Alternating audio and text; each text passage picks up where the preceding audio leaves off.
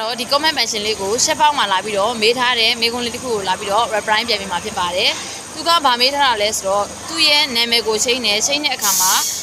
ဒီလိုမျိုးပေါ့နော်ချိန်လို့မရဘူးဖြစ်နေတယ်ဒါဆိုလို့ရှိရင်ဘယ်လိုမျိုးချိန်ရမှာလဲဆိုတာကိုနောက်ထပ်နီလန်းလေးမှာလာပြီးတော့မျှဝေပေးသွားမှာဖြစ်တဲ့ကြောင့်မလို့တကယ်လို့ကိုကနေပြီးတော့နာမည်ချိန်တက်ရှင်နေဆိုရင်ဒီဗီဒီယိုကိုစောင့်အောင်လိုက်ကြည့်ပေးဖို့ပြောချင်ပါတယ်ဒါဆိုလို့ရှိရင်ဘယ်လိုမျိုးလုပ်ရမှာလဲဆိုတာကိုသွားပြီးတော့ကြည့်ကြရအောင် TikTok ရှက်ပေါက်မှာလာပြီးတော့ရင်မေးထားတဲ့ comment လေးကို reply ပြန်ပေးမှာဖြစ်တဲ့ကြောင့်မလို့ကိုရဲ့နာမည်ကိုချိန်လို့မရဘူးဖြစ်နေတယ်ဘယ်လိုမျိုးချိန်ရမှာလဲဆိုပြီးတော့မေးထားတဲ့ comment လေးကိုလာပြီးတော့ reply ပြန်ပေးမှာဖြစ်ပါတယ်ဒါဆိုလို့ရှိရင်နီလန်း3ခုနဲ့လာပြီးတော့မျှဝေပေးသွားမှာဖြစ်ပါတယ်နာမည်အရင်ဆုံး TikTok တွေကိုသွားပြီးပါအရင်ဆုံး profile နဲ့ကိုသွားပြီးပါ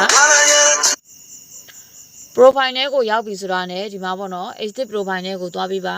exit profile နဲ့ကိုရောက်ပြီဆိုတာနဲ့ဒီမှာပေါ့နော်ဒီမှာတကယ်လို့ကိုကနေပြီးတော့ TikTok မှာနာမည်ချိန်တော့မယ်ဆိုရင်ကိုရဲ့နာမည်ကဘယ်လိုလဲတိကျမှုရှိရမယ်အဲ့ဒီနာမည်ကိုသေချာစဉ်းစားပါစဉ်းစားပြီးမှသာလျှင်ဒီမှာရေးပါတကယ်လို့အဲ့ဒီလိုမဟုတ်ဘူးကိုကတခါရေးလိုက်တယ်စိတ်လှုပ်လိုက်တယ်ဒီခါမှာဆိုရင်ဒီနာမည်ကြီးမကြိုက်ဘူးနောက်တစ်ခါပြန်ပြင်မယ်ဆိုလို့ရှိရင်တပတ်သို့မဟုတ်ရက်30စောင်းရတယ်ဒါကတော့နံပါတ်1နံပါတ်2ကကြတော့ကိုနာမည်ရှိတဲ့အခါမှာ line မကောင်းတဲ့အခါမျိုးတွေလည်းဖြစ်တတ်တယ်ဒါကြောင့်မလို့ကိုကနေပြီးတော့နာမည်ရှိတဲ့အခါမှာမရတာတွေလည်းဖြစ်တတ်တယ်ဒါကြောင့်မလို့ကိုနာမည်ရှိတာကိုမရတာဖြစ်ပါတယ်နောက်ထပ်နံပါတ်3နီလန်ကကြတော့တကယ်လို့ကိုနာမည်ရှိတော့မယ်ဆိုလို့ရှိရင်ဥပမာဒီနာမည်ကိုသွားလိုက်ပါသွားပြီဆိုတာနဲ့ဥပမာပေါ့နော်ဒီမှာဆိုလို့ရှိရင်ကိုနာမည်ချင်းကျင်နေဆိုလို့ရှိရင်ဥပမာ coach link TikTok marketing ဆိုလို့ရှိရင်နောက်မှာနံပါတ်1နံပါတ်2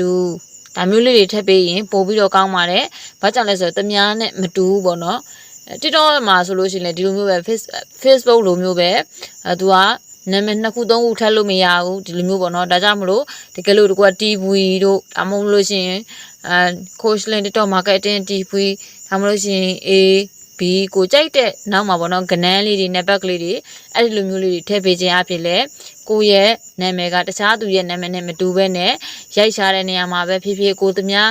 တခြားသူကကိုရိုက်ရှာတဲ့အခါမှာဆိုရင်လည်းလွယ်ကူမှာဖြစ်ပါတယ်ဒါကတော့ TikTok မှာနာမည်ချင်းလို့မရဘူးလို့ comment မှာလာပြီးတော့ရေးထားတဲ့ comment လေးကိုလာပြီးတော့ reply ပြန်ပေးတာဖြစ်ပါတယ်ဒီ link တစ်ခုကိုအကောင်းဆုံးချကြည့်လိုက်ပါတကယ်လို့ဒီဗီဒီယိုလေးကအကျိုးရှိရဆိုရင်တော့နောက်ထပ်ဗီဒီယိုမှာပြန်ဆုံကြပါမယ်အားလုံးကိုကျေးဇူးတင်ပါတယ်